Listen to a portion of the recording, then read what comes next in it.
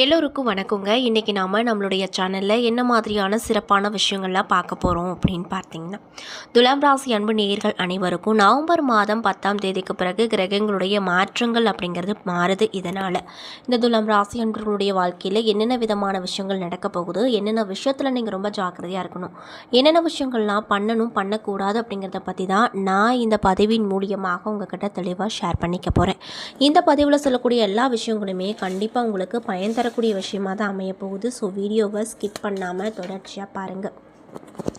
அது மட்டும் இல்லாமல் நீங்கள் இப்போ தான் முதன்முறையாக நம்மளுடைய சேனலை பார்க்குற மாதிரி இருந்தால் மறக்காமல் சப்ஸ்கிரைப் பண்ணிவிட்டு கீழே இருக்கும் பெல்லைக்கானையும் மறக்காமல் கிளிக் பண்ணுங்கள். அப்போ தான் நம்ம சேனலில் போடுற ஒவ்வொரு வீடியோவும் நோட்டிஃபிகேஷனாக உங்கள்கிட்ட உடனுக்குடனே வந்து சேரும். மேலும் உங்களுக்கு சுக்கிர பகவானை ரொம்ப ரொம்ப பிடிக்கும் அப்படின்னா அந்த வீடியோக்கு ஒரு லைக் பண்ணிவிட்டு நம்மளுடைய கமெண்ட் பாக்ஸில் சுக்கிர பகவானுக்கு போற்றி அப்படின்னு சொல்லி மறக்காமல் பதிவிடுங்க. ஸோ இப்போ வாங்க நம்ம வீடியோக்குள்ளே போய் முழுமையாக பார்த்து தெரிஞ்சுக்கலாம். துலாம் ராசியில் சித்திரை 3 மற்றும் 4ஆம் பாதங்கள், சுவாதி, விசாகம் 1, 2, 3 பாதங்கள் என நட்சத்திரங்கள் அடங்கியிருக்கு. கிரகநிலையை பொறுத்த வரைக்கும் ராசியில் சூரியன், புதன், தனவாக்கு குடும்பஸ்தானத்தில் செவ்வாய், பஞ்சமஸ்தானத்தில் சனி மற்றும் ராகு, தொழில் ஸ்தானத்தில் குரு, லாபஸ்தானத்தில் கேது, அயன சைன போகஸ்தானத்தில் சுக்கிரன் என கிரக நிலைகள் அமைஞ்சிருக்கு. இதனால் உங்களுக்கு இந்த காலகட்டம் எப்படி சிறப்பாக இருக்க போகுது அப்படின்னு பார்த்தீங்கன்னா, ராசிக்கு ராசிநாதன் சுக்கிரன் ஒரு வருடத்திற்கு பிறகு வராரு. இதனால் என்னென்ன மாதிரியான விஷயம் உங்களுக்கு நடக்க போகுதுன்னு பார்த்தீங்கன்னா, எடுத்த காரியத்தை சிறப்பாக செய்து முடிப்பீங்க. பணவரத்துங்கிறது அதிகரிக்கும். துணிச்சலாக எதிலும் ஈடுபட்டு பாராட்டப்படுவீங்க. எதிலும் தயக்கமோ பயமோ இருக்காது. தந்தையின் உடல்நிலையில் கவனம் ரொம்ப தேவை. அவருக்காக செலவு செய்ய வேண்டிய நிலைகள் உண்டாகும். இன்னும் சிலருக்கு இடமாற்றம் உண்டாகும். தொழில் மற்றும் வியாபாரத்தில் லாபம் அதிகரிக்கும். இதனால் ரொம்பவே சந்தோஷமாக இருப்பீங்க.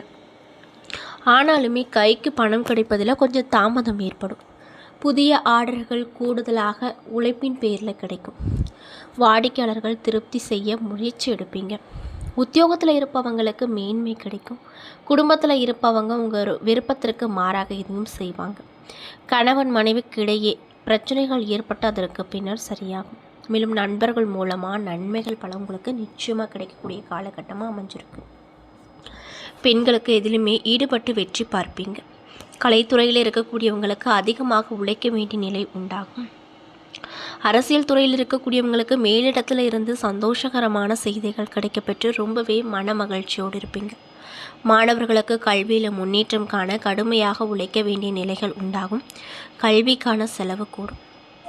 மேலும் இந்த காலகட்டத்தில் குடும்பத்தில் இருப்பவர்களின் செயல்பாடுகள் உங்களுக்கு டென்ஷனை தரக்கூடியதாக இருக்கக்கூடும்.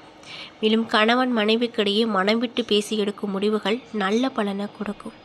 பிள்ளைகளிடம் அனுசரித்து செல்வது, அவர்கள் போக்கில் விட்டு பிடிப்பது ரொம்ப நல்லது. அது மட்டும் இல்லாமல் நீங்கள் இந்த காலகட்டத்தில் உங்களுடைய கோபத்தை கட்டுப்படுத்தி கொள்வது உங்களுக்கு இந்த காலகட்டத்தை பொறுத்த வரைக்கும் ரொம்ப நல்ல ஒரு விஷயமாக பார்க்கப்படுதுங்க. அது மட்டும் இல்லாமல் இந்த காலகட்டத்தில் பிள்ளைகளிடம் அனுசரித்து செல்வது, அவர்கள் போக்கில் விட்டுப்பிடிப்பது நல்லது அப்படின்னு சொல்லப்படுதுங்க. மேலும் கோபத்தை கட்டுப்படுத்துவதோடு வீண் வாக்குவாதங்களை தவிர்ப்பது நன்மையை கொடுக்கும். வீண் செலவை தடுக்க திட்டம் போட்டு செயல்படுவது நல்லது. சக ஊழியர்களை அனுசரித்து செல்வது நன்மையை கொடுக்கும். மிகவும் பொறுமையுடனும் கவனமாகவும் வேலைகளை செய்வது அவசியமான ஒரு விஷயமாக உங்களுக்கு பார்க்கப்படுது. வாழ்க்கையில் முன்னேற்றம் கிடைக்கும். எதையும் சமாளிக்கும் திறமை உண்டாகும். அடுத்தவர்களது செய்கை உங்களுக்கு கோபத்தை ஏற்படுத்தலாம். எனவே நிதானமாக இருப்பது ரொம்ப ரொம்ப நல்லது அப்படின்னு சொல்கிறாங்க. மேலும் நீங்கள் என்ன மாதிரியான விஷயங்களை பரிகாரங்கள் மாதிரி பண்ணணும் அப்படின்னு பார்த்தீங்கன்னா, ஸ்ரீரங்கநாதரை தரிசனம் செய்து வணங்கி வர சுபிக்ஷம் அப்படிங்கிறது கிடைக்கும். இல்லத்தில் சண்டை சச்சரவுகள் அப்படிங்கிறது நீங்கும் அப்படின்னும் சொல்லப்படுது. மேலும் துலாம் ராசியில் இருக்கக்கூடிய சித்திரை 3 மற்றும் 4ஆம் பாத நட்சத்திர நண்பர்களுக்கு இந்த காலகட்டம் எப்படி இருக்க போகுது அப்படின்னு பார்த்தீங்கன்னா, தைரியமும் தன்னம்பிக்கையும் கொண்டு நினைத்ததை சாதித்து வரும் உங்களுக்கு இந்த காலகட்டம் திட்டம் போட்டு செயல்பட வேண்டிய காலகட்டமாக அமைஞ்சிருக்கு அப்படின்னு சொல்கிறாங்க. அதாவது ஜென்ம ராசிக்குள்ளே சஞ்சரிக்கக்கூடிய செவ்வாய் உங்கள் செயல்களில் வேகத்தைப்படுத்துவார். விவேகத்தை விட வீரம் உங்களின் அதிகமாக காணப்படுங்க. அதனால் சில சங்கடங்களையும் சந்திக்க நேரிடும். செவ்வாயின் பார்வை அப்படிங்கிறது உங்களுடைய ராசிநாதனின் வீடான 8வது இடத்தில் பதிவதால் திடீரென அதிர்ஷ்ட வாய்ப்புகள் தேடி வரப்போகுது. குடும்பத்தில் நிலவி வந்த சங்கடங்கள் விலகப் போகுது. சொத்து விவகாரங்கள் முடிவுக்கு வரும். தாய் வழி உறவுகளில் ஆதரவு கிடைக்கும். பெண்களுக்கு கணவரின் அன்பு கூடும்.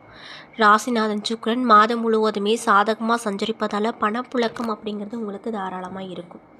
வரவேண்டிய பணமும் உங்கள் கைக்கு வந்து சேரும். செய்து ஒரு தொழிலில் ஆதாயம் அதிகமாக கிடைக்கும். தம்பதிக்குள் ஏற்பட்ட விரிசல்கள் விலகும். குடும்பத்தின் நலன் கருதி இருவரும் இணைந்து திட்டம் போட்டு செயல்படுவீங்க. சொத்து சுகம் என்ற கனவு நனவாகும். குருவின் பார்வை சத்ரு ஜெயஸ்தானத்திற்கு கிடைப்பதால் இழுபறியாக இருந்த வழக்கு உங்களுக்கு சாதகமாக இருக்கும். உடல்நிலை சீராக இருக்கும். வியாபாரத்தில் இருந்து வந்த போட்டிகள் நீங்கும். எதிர்ப்புகள் விலகும். விவசாயிகள், ரியல் எஸ்டேட் தொழில் செய்வோர் ஆதாயம் பார்ப்பாங்க. மேலும் சுவாதி நட்சத்திர நண்பர்களுக்கு இந்த காலகட்டம் எப்படி இருக்க போகுதுன்னு பார்த்தீங்கன்னா, ஒவ்வொரு வேலையிலும் தன்னம்பிக்கையோடு ஈடுபட்டு வெற்றி அடையும் உங்களுக்கு இந்த காலகட்டம் கவனமாக இருக்க வேண்டிய காலகட்டமாக பார்க்கப்படுது. யோகக்காரகன் அப்படின்னு சொல்லக்கூடிய ராகு 5ல் சஞ்சரிப்பதால் வேலைகளில் இழுபறி ஏற்படும். பிள்ளைகள் பற்றிய கவலை அதிகரிக்கும். பூர்வீக சொத்தில் எதிர்பாராத பிரச்சனை தோன்றும். பயணத்தில் சங்கடம் நேரும். லாபஸ்தானத்தில் ஞான மோட்சகாரன் அப்படின்னு சொல்லக்கூடிய கேது சஞ்சரிப்பதால் தலைக்கு வந்தது தலைப்பாகையோடு போனது போல சங்கடம் எல்லாம் தீரப்போகுது.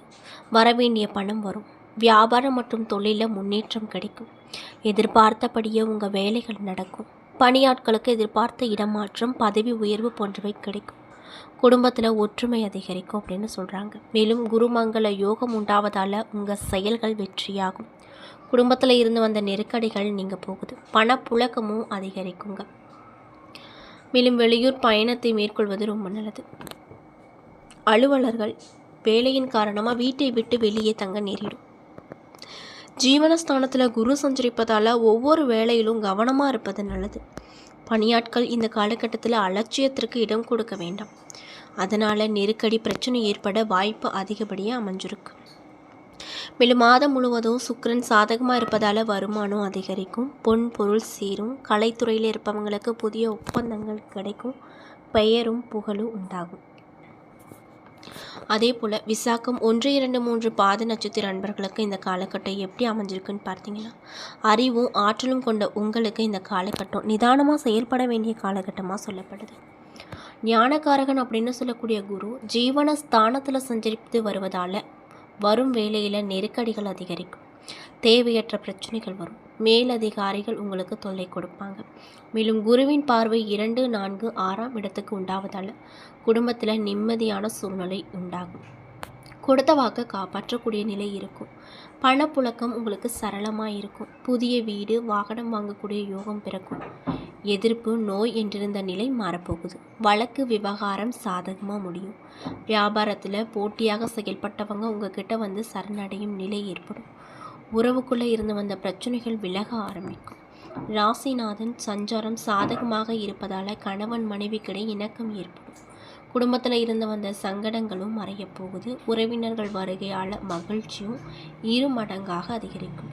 பெண்களுக்கு புகுந்த வீட்டின் ஆதரவு கிடைக்கும். பணியாட்களுக்கு எதிர்பார்த்த இடமாற்றங்கள் ஏற்படும். பாக்கியாதிபதி அப்படின்னு சொல்லக்கூடிய புதன் முதல் வக்ரம் அடைவதால் புதிய ஒப்பந்தங்களில் கையெழுத்து போடக்கூடிய விஷயம் நடக்கும். அதுக்கு முன்னாடி அந்த பத்திரத்தை நீங்கள் படித்து பார்ப்பது ரொம்ப அவசியமான ஒரு விஷயமாக பார்க்கப்படுதுங்க. ஏன்னா நண்பர்களே, இந்த பதிவுகளில் துலாம் ராசி அன்பு நேயர்கள் அனைவருக்குமே நவம்பர் மாதம் 10ஆம் தேதிக்கு பிறகு சில பல முக்கியமான விஷயங்களை நீங்கள் உங்கள் வாழ்க்கையில் பார்க்க போகிறீங்க. அந்த விஷயங்கள்லாம் என்ன, மேலும் நீங்கள் இந்த காலகட்டத்தில் என்ன மாதிரியான விஷயத்தில் ரொம்ப கவனமாக இருக்கணும், என்னென்ன விஷயம்லாம் பண்ணணும் பண்ணக்கூடாது அப்படிங்கிறத பற்றி தெளிவாகவும் விரிவாகவும் நான் இந்த பதிவில் உங்கள்கிட்ட ஷேர் பண்ணியிருப்பேன். இந்த பதிவில் சொல்லியிருக்கக்கூடிய எல்லா விஷயமும் நிச்சயமாக உங்களுக்கு பயன் தரக்கூடிய விஷயமாக தான் அமைஞ்சிருக்கும். ஸோ வீடியோ பிடிச்சிருந்தால் லைக் பண்ணுங்கள், ஷேர் பண்ணுங்கள். அது மட்டும் இல்லாமல் இது போன்ற ஆன்மீகம் சார்ந்த வீடியோக்களெல்லாம் நீங்கள் இப்போ தான் முதல் முறையாக பார்க்குற மாதிரி இருந்தால் மறக்காமல் சப்ஸ்கிரைப் பண்ணிவிட்டு பாருங்கள். நன்றி.